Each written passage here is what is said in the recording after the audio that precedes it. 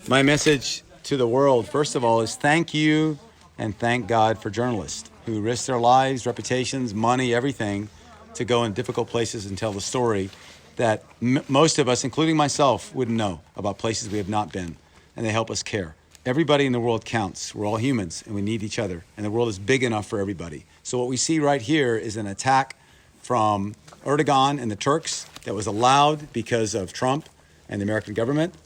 So we have a betrayal by the American government. We have a violent, unprovoked attack by the Turkish government. We know and believe most Turkish people don't want this, as Americans don't want this. And so my prayer is that Erdogan changes his heart, Trump changes his heart. Over here we got Bashir Assad changes his heart. We got a lot of heart changing. And in the meantime, that the policy would change, that we would say we're sorry as Americans, make a new line, and negotiate to keep the Turks out.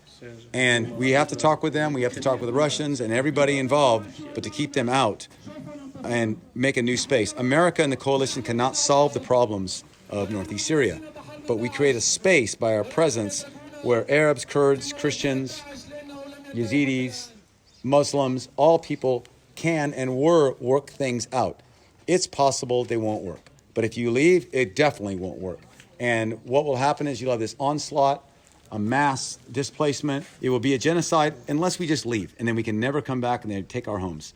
So that's what's at stake. But not only that, you got Iran that will use this to gain leverage, not just to the oil fields, but to the rest of this country.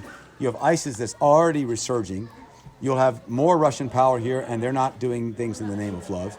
And the Turks will have a buffer zone, which will be formed of many ex-ISIS and Al-Qaeda jihadis. Counterposed to what we had was a small, emergent democracy, fledgling with many problems, but it was a place of relative peace, where women had rights, where religion wasn't forced down on you. You could believe in anything or nothing. The same things I believe God gives to people. God didn't force us to do anything. How can people force each other? And so we had that, and we threw it away, but I believe it's not too late. I think we can do now is stand with the people, meet their humanitarian needs, but we need more than that. We need political and military might to stop this onslaught. And the U.S. has plenty of power to do it if they're willing.